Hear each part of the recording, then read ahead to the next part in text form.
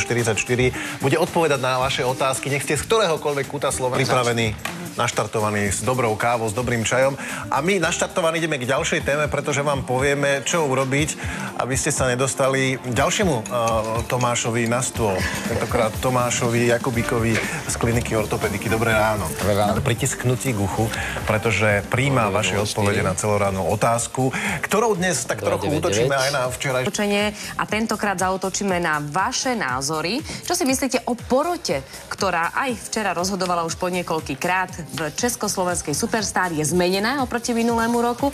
A nás by teda zaujímalo, ktorý porodca je podľa vás najlepší, najmilší a naopak, ktorý je naozaj s tým katom. Či ten kat ostal v úlohe, teda či ostal Palo Habera v úlohe kata, to je na vás. A Michal bude dnes všetky tieto vaše odpovede sledovať a už aj záporné, že ako ten sa mi nepáči, lebo zatiaľ som sa nestretol s ním. To tak ostane aj v tých ďalších, keď už budú finálové kola, alebo tie priame živé prenosy, necháme sa prekvapiť. Takže vy píšte, telefonujte, facebookujte. Michal, nech sa páči, pracuj ďalej. Môže byť predsa Gabina ako taká hrozná, keďže je narodená v znamení takom a takom, čo znamená, že to je celé príjemné.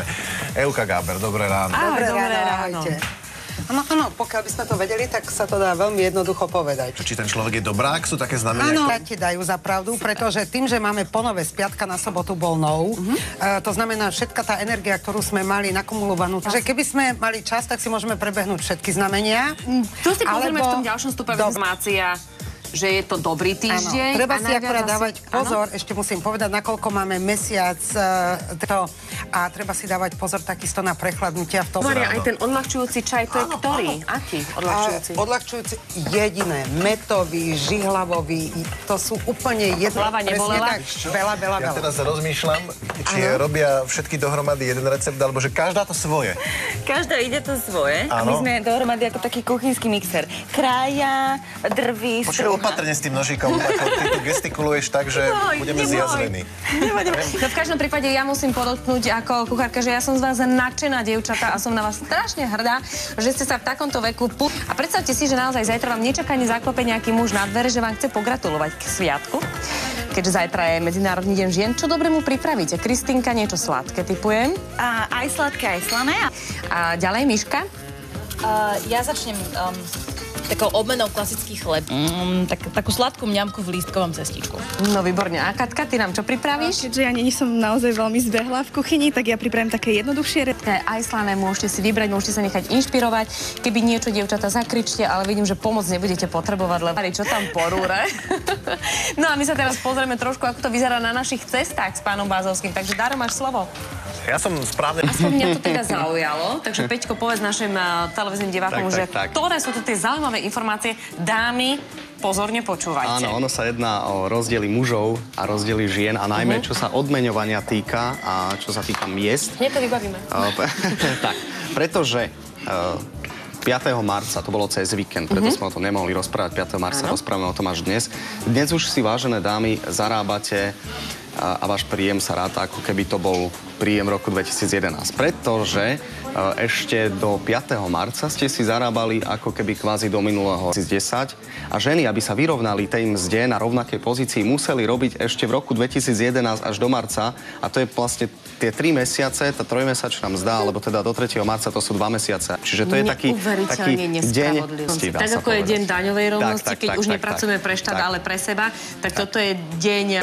A preto hovorím, že je to maximálne nespravodlivé, lebo my prídeme domov z práce a pracujeme ďalej. Kdežto muž si sadne na gauč, vyloží nohy a chce mať večeru, chce mať upratané deti, aby nekričali. A za to nikto neplatí. Ale my to radi robíme pre vás, mužov. Ale čiže už je to nepočkaj zase opatrne, hej? To neznamená, že keď budeme chcieť niečo kúpiť, že nedosť pekne a keďže už zarábame na seba, možno zarobíme viac, aby sme mohli ísť na letiť. Počúvaj, vieš čo, to ešte nemusí byť celé tak, ale čo je famózne, Turecko vraj už je plné, tam už sa ťažko hľadajú kapacity. Dobré ráno teda, prajme nášmu ďalšiemu hostovi Mikulášovi Milkovi, predstavizovali, hovorí sa problémy v arabskom svete, cena ropy závratne rastie, znamená to... Tak ideme teraz k téme vyslovene ženskej, ale s týmito pomockami by kľudne a pokojne mohli upratovať aj muži a šlo by im to od ruky. Kristýnka, že mám pravdu. Všetci sa hlásia, hej? No, takto povedzme si, že kto povedal, že prakticky nemôžu byť aj pekné, hej? Napríklad. No, tak preto som priniesla ukázať, že pri tom jarnom upratovaní, že si môžeme prekvetinku. Som takúto šikovnú metlu, ktorá väčšinou tie metly sú jedna tyč, ktorú sa nedá zložiť. Takže táto je taká šikovná, že ak ju potrebujeme preniesť niekam na chatu alebo čo, tak ako ju dáme toto, sa dá takto vybrať.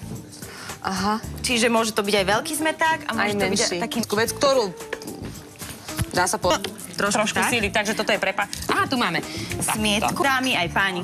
Môže si prísť na Vieš, čo je hrozné? Nie. Toto môže skončiť už len tak, že k tomuto, teda okrem... A toho sa desím. Ako to pokračuje ďalej v kuchyni s dievčatami? Miška kontroluje stav.